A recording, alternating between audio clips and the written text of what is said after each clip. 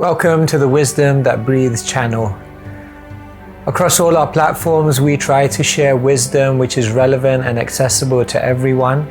But on this particular platform, we go deeper into some of the ancient principles found within the scriptures. If you find some of the terminology difficult or inaccessible, then go over to our Keshava Swami YouTube channel where you'll be able to find other content which is perhaps more relatable. Thank you and enjoy the wisdom that breathes. Good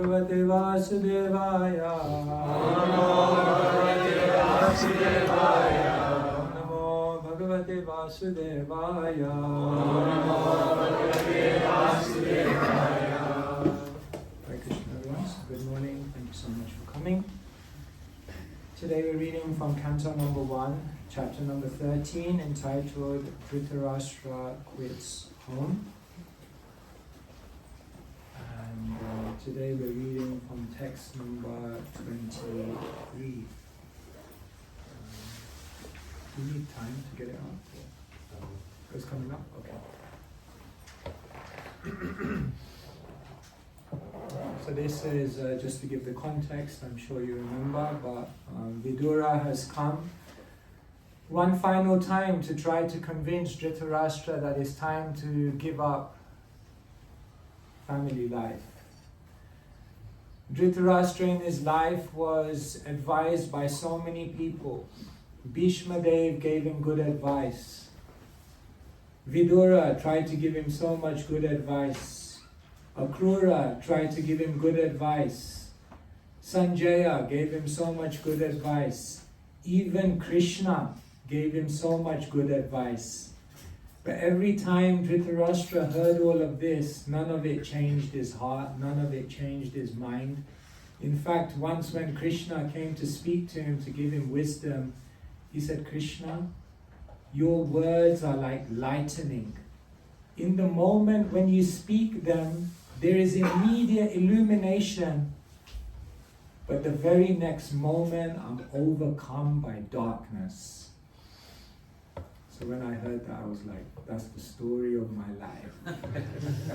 Isn't it? The words are like a thunderbolt. They hit, they illuminate immediately. But somehow in the very next moment, we're just overcome by illusion again. And so Dhritarashtra, of course, Srila Prabhupada said, doesn't just mean physically blind, but one who has been blinded by Kama, Krodha, Lobha, Mada, Matsarya. All of these are enemies of the soul.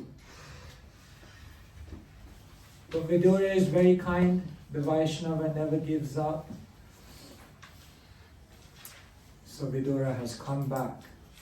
And now Vidura is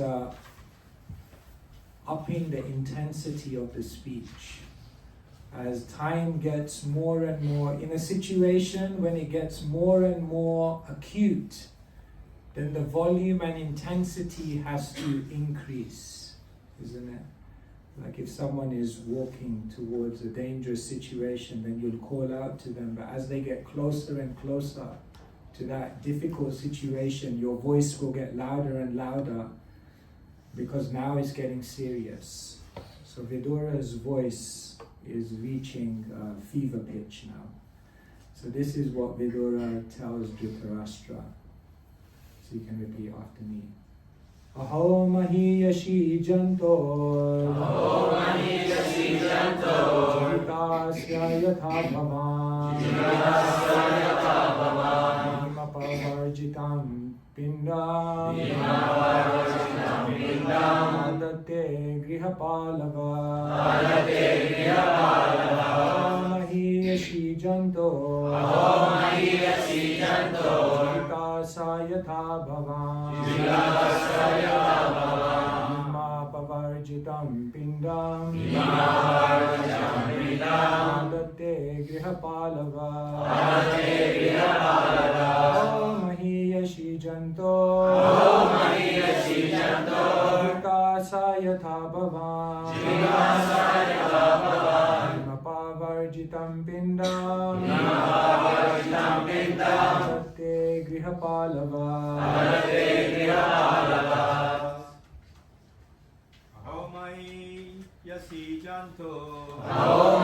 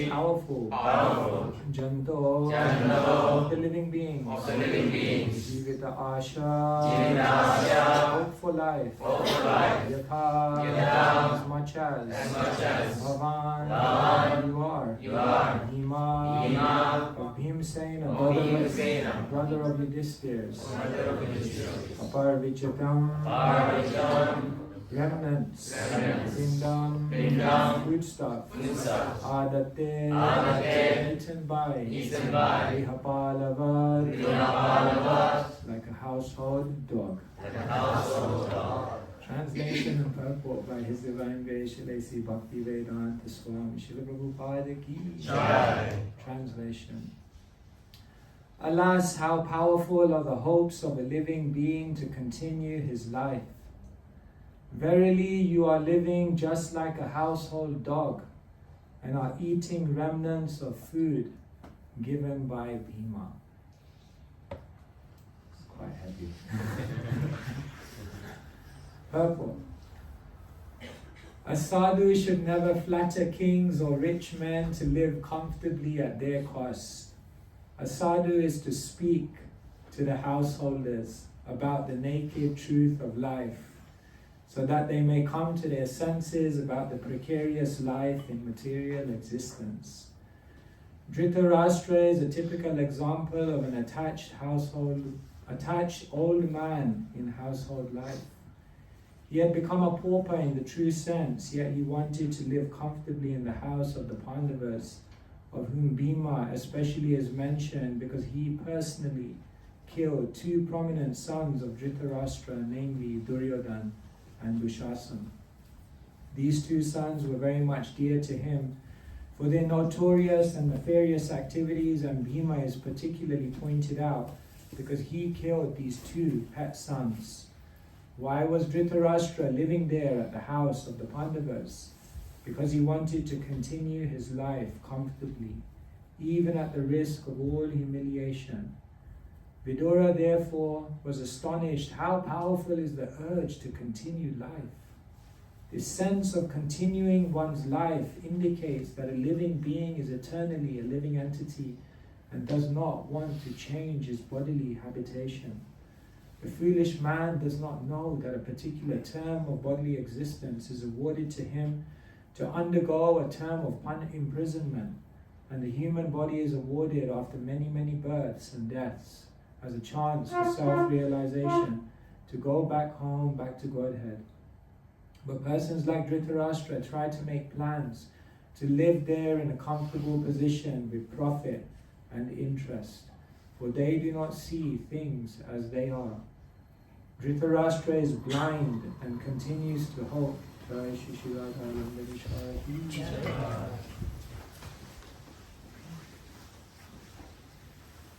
Dhritarashtra is blind and continues to hope to live comfortably in the midst of all kinds of reverses of life.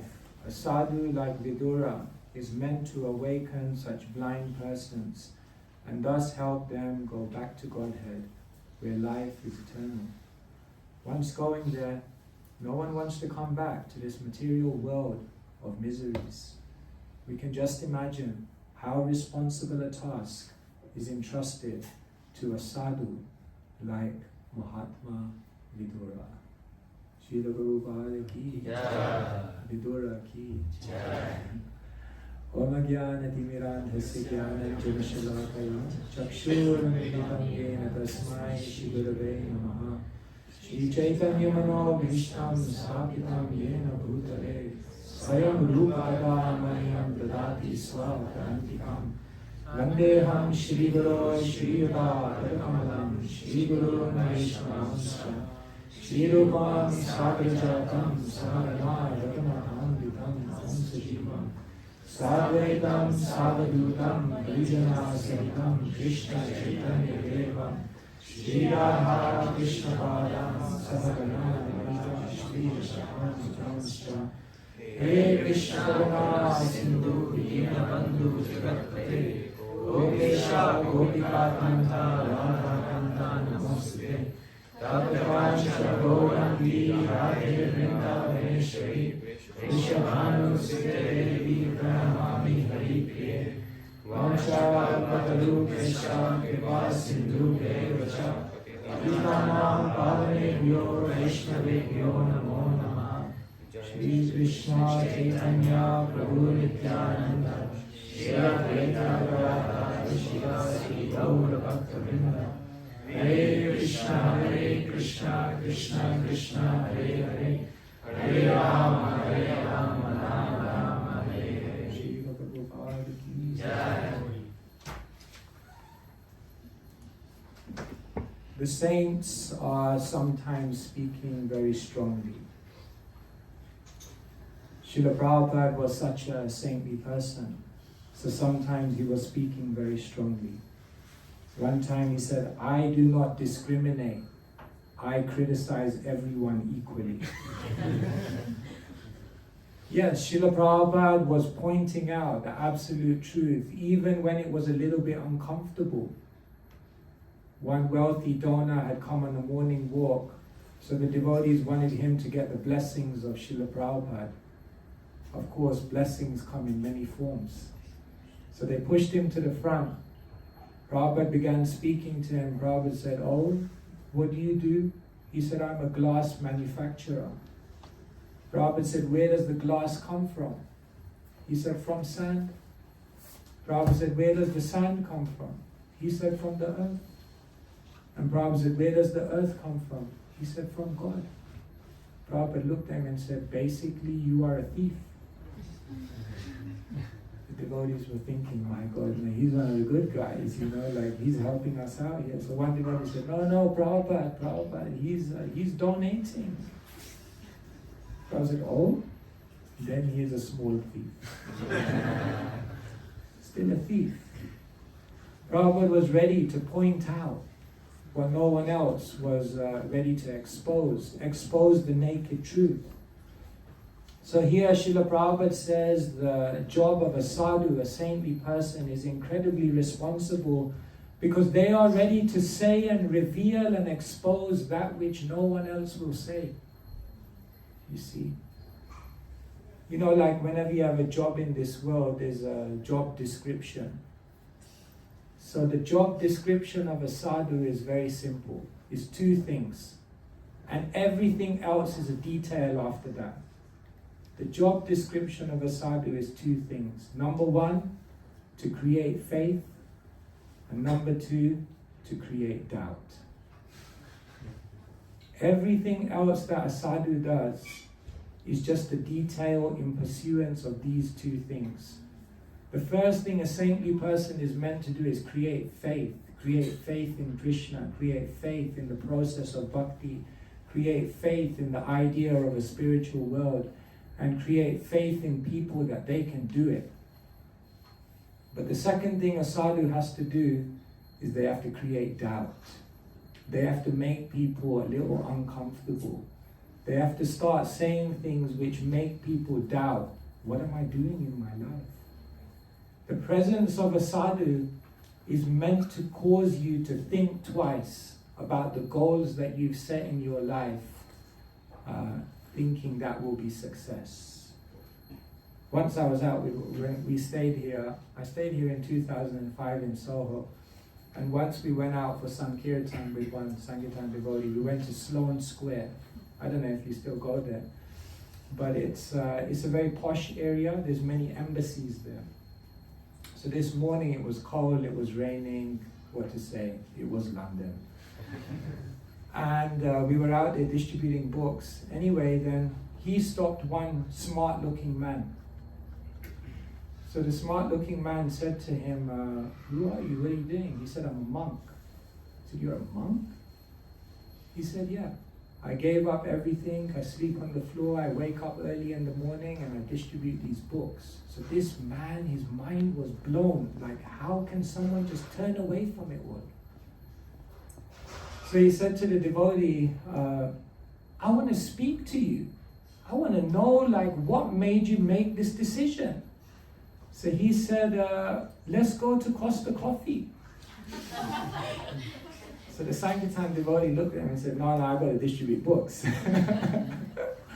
So the Sankirtan devotee said to him, no, I gotta do my service here. I'd love to come with you to Costa Coffee and have a chat about my life, but I've got to. So this man was so fascinated. He said, how much does each book cost? He said, £5. He said, how many books do you have here? He said, I don't know, about 100. He just wrote out a check for £500. He goes, here, I bought all your books. You don't have any more books to sell. Let's go and have a chat. And that was the end of his day on Sankirtan. And I was still out there slogging it out. It's amazing. It caused so much doubt in him that someone would turn away from material life. You know, it's like the story of Sanatan Goswami and the touchstone, isn't it? That person wanted the touchstone, and then Sanatan goes, yeah, you want the touchstone? No problem. It's out there. Where? On top of the garbage pile. Take it. And he went there and he thought, hang on, he's put a touchstone on top of the garbage pile? That means he must have something much more. So the doubt went in. So a sadhu has to create doubt. And that's what Srila Prabhupada did. He was a spiritual disruptor. Disruptors, they come into your life and they start disrupting things. They start making you think more deeply. And sometimes in order to do that, the sadhu has to use very strong language. Did anyone use strong language against you to convince you about spiritual life? Sometimes, I remember being in one class of a sannyasi very early in Krishna consciousness, and I was sitting there, and it was almost like every single one of his words was like a machine gun attacking my false ego. I was just like, I'm just getting attacked. He was just exposing all the attachments, all the anarthas. I was like, my God, this is painful. So a sadhu sometimes has to use very, very strong words. You know, Mahabharata says, the heart of a politician is like a razor, but the words of a politician are like butter. And the heart of a sadhu is like butter, but their words are sometimes like a razor. And so if a devotee comes to you sometimes and says something a bit heavy, you can understand, let me just reserve judgment. Maybe it's coming from a butter-like heart. Because the Bhagavatam says, you know how you define a sadhu? Tato du sangam utsrija, sadhu satseta buddhiman, shanta evasya chindanti, mano vyasangam uktibi. That the words of a sadhu, shanta evasya chindanti, they're so sharp, that the words of a sadhu, mano vyasangam uktibi, all the attachments that are within the mind will be cut. Therefore, Srila Prabhupada often used to quote another verse from Shastra, Vrajradapi kathorani mriduni kusumadapi lokataranam chetamsi gonu vidyatu ishvara. The sadhu's words are harder than a thunderbolt. Vajradapi kusumadapi, but then they're also softer than a rose. So Prabhupada could be softer than a rose, and Prabhupada could also be harder than a thunderbolt. So here Vidura is coming into Dhritarashtra, and he is not being soft this time. Now he is going for the kill. He looks at Dhritarashtra, he says, Dhritarashtra, you've lost all your family. You've lost your health. You've lost your honor. And now you're losing time. Get out before it's too late. And Vidura is not holding back anything now. He's just, as a sadhu, doing his duty and basically just inducing Dhritarashtra to come out. So therefore, a devotee has to be very, very expert. They have to know how to speak strongly, when to speak strongly, and how to do it in such a way that it will reach people's hearts. One extreme is that when we're presenting Krishna consciousness, we speak too softly. We don't tell people the reality. We just try to keep people happy, keep them pleased. Don't ruffle any feathers. Don't say anything that may offend someone. Bhaktisiddhanta Saraswati Thakur said, Tum chup, hum chup. You carry on with your life, you be quiet, I'll be quiet, we won't disturb each other, everyone will be okay. Bhaktisiddhanta Saraswati Thakur said, I'm not a sadhu like this. I'm not just going to sit here and be quiet while you waste your life. I have to say something, I'm duty bound. But sometimes we can go to the extreme where we become so soft that we're not revealing to the world the urgency of the situation. This whole world is a disaster zone. Basically, this body is a ticking time bomb. Samsara dava nalalida loka is a forest fire which is burning. I mean, it's an acute situation.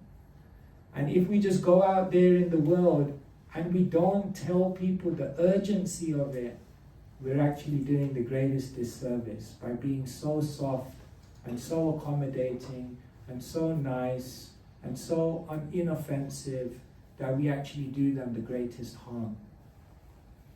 Because we don't tell them the truth. And then they die. And then they have to come back again to do it all over again. All your niceness, all your compassion, all your accommodating mentality meant someone has to come back to the material world to do it all again because you weren't confident enough to tell them the truth. So one extreme is we go too soft, and then the other extreme is we go in too heavy. Heavy weight. Then that could also harm someone's spiritual life. Because if you just come in and start speaking such heavy words to someone, you may not give them an opportunity. You may kill their spiritual life before they even begun. If you're not careful. You can imagine like the sharp words of preaching Krishna consciousness to be like a surgeon's knife. A surgeon has to use a knife. But the knife has to be used very expertly. The doctor doesn't just call in the patient and start cutting him up. First there's some diagnosis. First they run some tests. First they understand what's exactly the problem. And then they may give them some anesthesia. And then they do the cut. And then after doing the cut, they give a plaster. They give some stitches. They give some pain relief. And they help them to get better. So if we just go around cutting, no, we have to tell people the truth. We have to cut. Sadhu means to cut, after all, yes. But the sadhu also has to do many things before and many things after in order for that cut to be effective. So sometimes we can just end up, we say, no, we have to preach strongly. But strongly doesn't always mean using strong words. Strongly means preaching in such a way that it creates a powerful transformation in someone. And we have to know at what time, what kind of approach is required. And therefore in Shastra, you'll find sometimes the saintly people, in order to transform others, do it in a very, very soft way. For example, Narad Muni and Mugrari. Narad Muni did not heavy him out at the beginning. You're a fool, you're a rascal, you're killing animals, you're going to have to come back for as many hairs as there are on the body of that. No, he didn't say any of that. What did he say? Don't half kill them, fully kill them. You say, like, what kind of preaching is this? This is like bridge preaching. But Narad Muni knew that was the way to then get in, to then get him to where he wanted him to get to. So he didn't come in as a sadhu and just start giving heavy words. He took him step by step. What about when Chaitanya Mahaprabhu came to meet the Mayavadi sannyasis? Did he come immediately and tell them, Mayavadi bhasha sunile hoya sarvanash.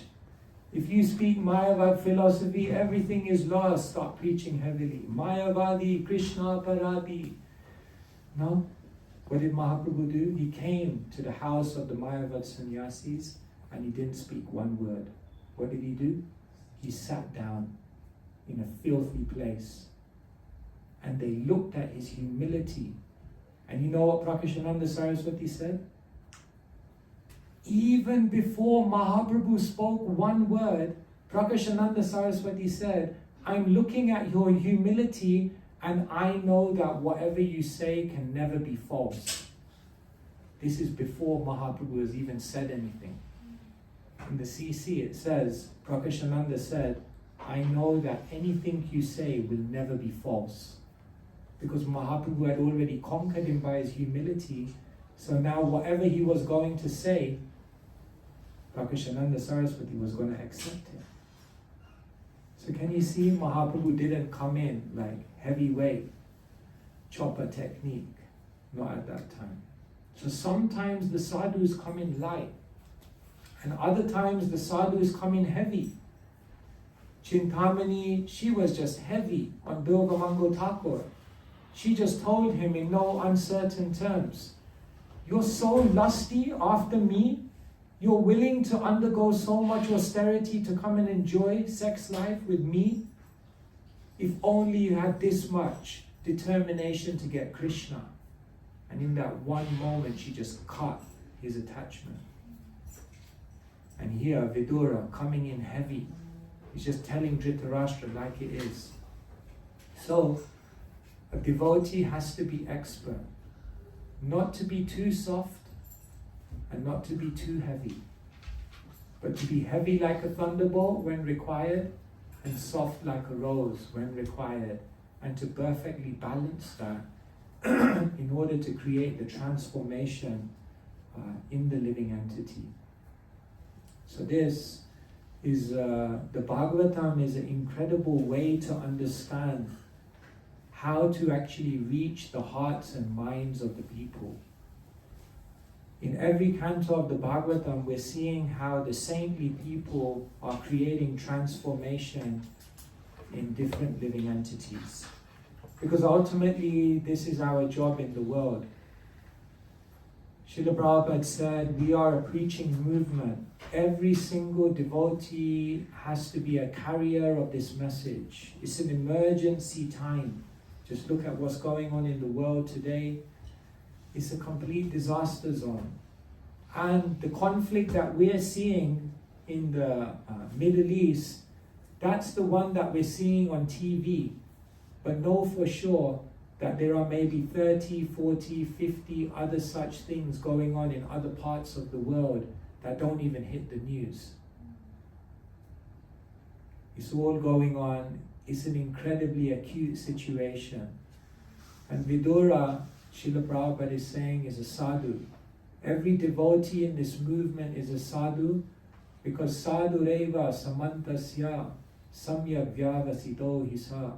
anyone who's engaged in devotional service with determination, Krishna says, is to be considered a sadhu. So Srila Prabhupada said a sadhu has an incredibly responsible task. And so each one of us, we have the task. If we know something that the world needs to understand, we have an incredibly responsible task to communicate it.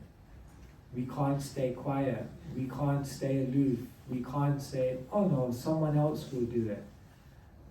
No one else will do it. We have to do it. But we have to know how to do it expertly. And to do it expertly means a preacher is very, very measured, very, very intelligent, very, very compassionate and kind. And therefore they know how to meet someone and take them on this journey of Krishna consciousness. And the Bhagavatam is the best manual to understand how to actually transform someone else's heart. So here we're reading about Vidura and Dhritarashtra, and so many qualities are there. Dhritarashtra, he didn't just hear Vidura because of his sharp words, but because Vidura had invested a lifetime of love in Dhritarashtra.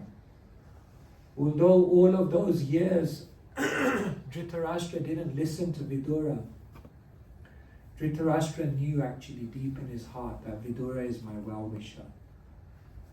And so when one has a heart of compassion, a heart of kindness, a heart of care and concern, then Krishna will empower that person's voice to then reach the hearts of the people that need to hear it. And so Srila Prabhupada, although he sometimes spoke very strongly, people understood he's saying it for my good, he's saying it for my kindness. And therefore they accepted it. So let us take instruction from Vidura as the responsible sadhu who knows how to reach the hearts of the conditioned soul. And let's do what Srila Prabhupada is requesting all of us to do. To spread this message of Krishna consciousness and save people from miserable condition here. Bhaktivedanta Saraswati Thakur said, this material world is no place for a gentleman. Be under no illusions. This place is no place to stay. We need to get out of here. We need to take as many people with us. Hare Krishna. Hare Krishna. Okay, I could say more, but let me just stop here and see whether anyone has any questions or comments or anything you'd like clarification on, then I can take some feedback from you. Anyone?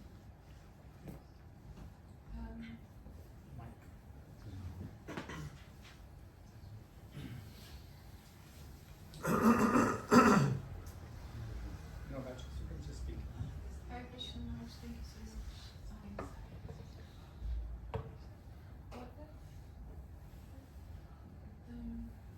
It's the people that's closest to you that you want to take back home, but because maybe you're close, they can't listen. It's kind of like, your parents have seen you in like nappies, so it's kind of like that you can't really preach to your parents or like family members. So since they're really close to you, how would you say is the best way to reach their heart? Yeah. Well, Vidura was kind of in the same position.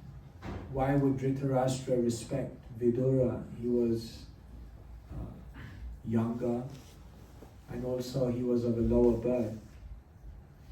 So Vidura at one point realized, my words are not doing anything for Dhritarashtra. So what did Vidura do? He just left. He left the palace. And he walked away. And he said, I tried, but it's not the right time. You see, everyone will have their right time. So Vidura left, and he just gave it a whole long period where Dhritarashtra had then gone through many, many other experiences. And then Vidura, he could understand, yes, maybe now Dhritarashtra has seen so much of life that maybe now if I come back, there might be a chance. So therefore, when we are not reaching someone, then we have to understand it's time to just step away, give them time. You can take a horse to water, but you can't make it drink. But the Vaishnava, one thing they never do is close the door. One thing they never do is give up on anyone. One thing they never do is say, this person's a lost cause and just forget it. No, they try, and if it's not getting through, then they step away, but they never close the door. And then they wait for the time, when the time is right, and then they come back in. So therefore, if you're not getting through, one option is just walk away and give it time. Another option is try to get someone else to do it. Maybe they can hear, but they can't hear from you. And like this, we try our best. And then ultimately, even Krishna doesn't force Arjuna, because he tells Arjuna at the end, Yat icha tatha kuru. Now you have to do what you want to do. So, yeah, sometimes we just have to wait and give it time. Yes. Krishna Maharaj, you said that one has to have a heart of compassion and kindness. Then Krishna would empower us to reach the heart of others. So how to then develop that heart of compassion and kindness that Krishna can empower us to say the right things that every person needs? How to develop a heart of compassion and kindness. The first thing we can do is see the precarious situation that people are in. Krishna says in Bhagavad Gita, Janma Mrityu Jara Vyadi Dukha Dosham Darshanam. We should have darshan every day, not just darshan of the deities, but we should have darshan of the fact that this world is, as I said, a disaster zone. Somehow or other, we're able to just live in a kind of obliviousness of the chaos that surrounds us. We just think, yeah, it's not so bad. No, this world is so cruel, such a cruel place. And when we see the suffering in the world, then it helps us to build a heart of compassion. Srila Prabhupada just couldn't stop because he was just seeing the suffering around him. Prabhupada was going on a morning walk in Australia, and Ramai Swami was in the back of the car with him. And it was 6 o'clock in the morning and they got stuck in a traffic jam. So Prabhupada turned to Ramai Swami and he said, why in the world is there a traffic jam 6 a.m. in the morning? So he said, Prabhupada, here in Australia, because people work so far away from live so far away from their work, they have to leave at 6 a.m. in the morning, drive 2-3 hours, go to work and then come back. And then he looked at Prabhupada and a teardrop fell from Prabhupada's eye. And Prabhupada said, they're working so hard. For what? And Ramai Swami, he said, in my mind I was thinking, thank God I don't have to do that. But Prabhupada was thinking, why should anyone have to do that? No one should have to do that. So the first thing is we have to see the suffering in the world. That's very good for a devotee. It helps to develop that compassion. The other thing that helps us develop compassion is when we have realization of Krishna. How can you have realization of how much everyone is suffering if you're in the illusion and obliviousness of suffering yourself. But when a devotee tastes Krishna consciousness and is lifted outside of that suffering, and they're experiencing the Param Drishtva, naturally you'll feel compassionate for people because you'll think they're missing out. They're struggling so hard in the world for nothing, for a drop of enjoyment. Maya Sukhaya Paramudvahado Vimudhan. Prahlad says, I can go to the mountains, but then what about all of these people in the cities who are just running around for a drop of happiness? They'll miss out. So when you're experiencing something higher, naturally you have compassion. And then another way you develop compassion is by meditating on the compassion of a pure devotee. When you meditate on how hard the devotees are working to get people out of this world, then you think, wow, you see through their eyes of compassion and you think, yes, Srila Prabhupada, Prabhupada is coming on national television and he's saying, I'm begging you, help me spread this Krishna consciousness movement. And so when we become attached to a saintly person and we see through their eyes of compassion, then naturally we feel that same compassion.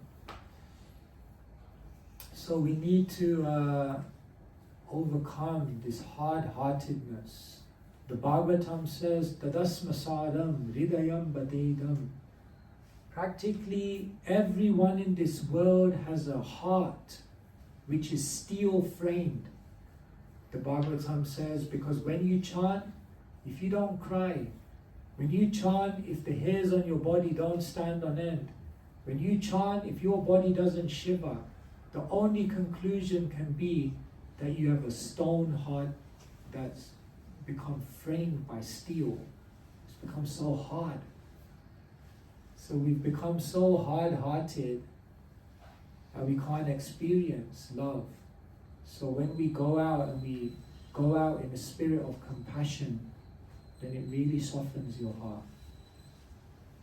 I felt like that actually in my life, that on some kirtan, I don't know how many times I cried in a kirtan, or I cried in the dham, or I felt very spiritually emotional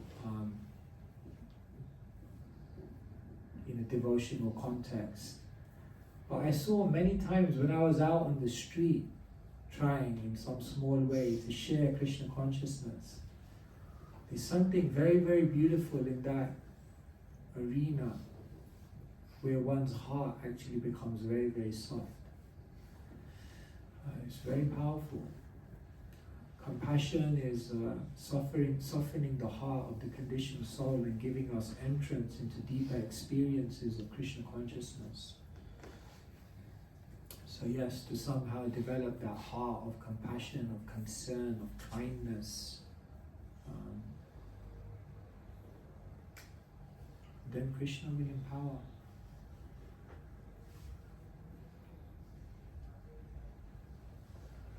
Yes. Hare Krishna Maharaj, you were mentioning how sometimes the words of the sadhu cut, and it's like lightning, right? Sometimes you get illuminated, but then you forget. Darkness, yeah. So how do we better hear a sadhu, not be offended by them, and also to then allow ourselves to let the message sink in? Therefore Krishna says in the Gita, Amanitvam adambitvam, the beginning of knowledge is humility. If there's no humility, one cannot learn. A proud person can't last, a proud person can't learn, and a proud person can never love.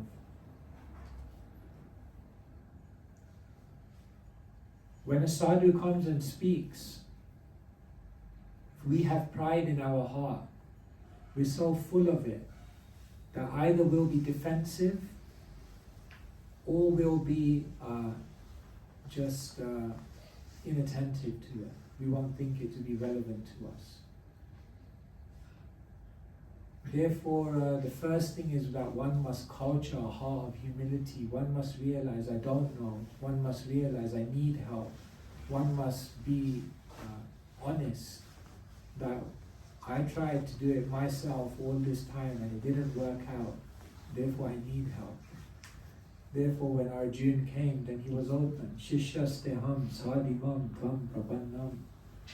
In that purport, Srila Prabhupada says one has to come to the point where one realizes that they cannot solve the perplexities of material life by themselves. So while we are proud, we will always be defensive, we'll always feel an offense or a personal attack. But once we are humble, you see, then we can hear. Otherwise we don't hear.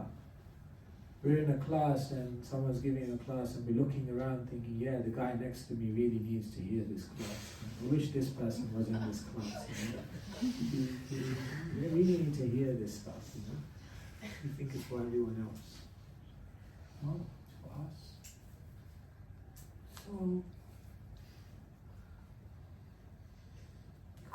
you have to be humble. Burijanpur in Vrindavan, he saw the sugarcane machine. It crushes the sugarcane into juice. So he saw that and he penned a beautiful prayer. He said, may the hard crushing wheel of life extract some humility from my offense hardened heart, and may the nectar of that humility give rise to pure love for Krishna. Very beautiful prayer. May the hard crushing wheel of life extract some humility from my offense-hardened heart. Heart has become so hard. So then the material world sends all these experiences to crush it down, extract some humility. So yeah, we have to become humble. Krishna says, unless you start there, there's no knowledge. So the next question is how to become humble. Infinite regress. You keep going back. Different ways.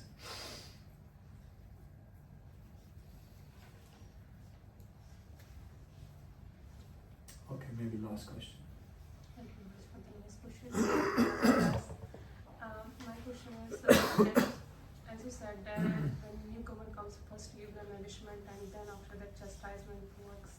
But it happens is it's hard to find the like-minded devotee, even the devotee community. And it happens that if newcomer comes and without even getting much nourishment, if he's chastised, then he gets away from the devotee association and so much so that he doesn't like devotees at all and doesn't want to come back. So in that situation, is that karma of that newcomer, or is Krishna wise making that happen if devotees preaching? Instead of bringing him, he's getting away from the devotees and all his mindset is completely going. So if someone leaves the Krishna consciousness movement because they get heavied out by a devotee, is it their karma or is it Krishna's arrangement? Or we have to understand that whatever they're going through, they're meant to go through that. Nothing happens by chance. So even though a devotee may make a mistake by being over harsh or something, and that definitely is their mistake, still we have to understand that that person, they were meant to go through that experience, and ultimately it was free will. Why would Krishna arrange for anyone to leave the movement? Of course not. But what we have to do is we have to create the right atmosphere for people to strive. And it really means we have to be very, very sensitive. Sensitive doesn't mean you don't speak strongly. Sensitively just means you know when to do the right thing and how to do it. So yes, as I said, you can go off the road on both sides by being too soft and by being too strong. So if we see that a devotee has left because is being too heavy for them, then we should go, we should give some love. Just like one devotee had left the temple in San Francisco or wherever it was, somewhere in America. So Jayananda Prabhu, you've heard the name of Jayananda Prabhu. So he went to go and find this devotee. So this devotee, out of everything he could have been doing after leaving a Hare Krishna temple, he became a butcher. I mean, it doesn't get much worse than that. So Jayananda decided to go to the butcher shop to speak to him. So he came into the butcher shop. He said, I'm looking for so-and-so. The person said, oh, he's at the back. If you think the front of a butcher shop is bad, wait till you get to the back. So he went into the back. So you can imagine, full of carcasses, blood. And then he saw this devotee in a white dress, full of blood, with a knife in his hand, cutting up. You know what Jayananda Prabhu did? He just ran up to him and he said, hey, how you doing? I haven't seen you for so long. Great to see you again. He just said, yeah, this is what we're doing at the temple. We're missing you. When are you coming back? It's not the same without you. And he didn't say one word. Who are you? You're out of it. How can you be doing this? He just said, we're missing. Come back. What are you doing? We're waiting for you. Jayananda Prabhu walked out of the butcher shop and this devotee said, I was shocked. He just didn't judge me. He just saw some good in me and he just fanned the spark. And he said, just because of that one interaction, I came back. So yeah, give people some love. Otherwise the movement becomes so hard, so hard-hearted, so much about philosophy, so much about rules, so much about standards, and then we lose the heart, no heart. And our whole process is bhakti, and there's no heart. What an anomaly. We can become such good sadhakas that we lose our heart. So this movement needs a lot of heart, it needs a lot of love. And sometimes it needs some cutting words as well. But the cutting words won't offend anyone or harm anyone if they come from a heart of love. So before we go out there wielding the heavy words, let us look inside and ask ourselves, am I speaking free of ego? Am I speaking genuinely because I care for this person? Then your words, your sharp words, will do what they need to do. It's a great science. Hare Krishna. Okay, I think we'll stop there because we could go on and on. Grantaraj Srimad Bhagavatam ki, Prabhupada ki, Bhagavad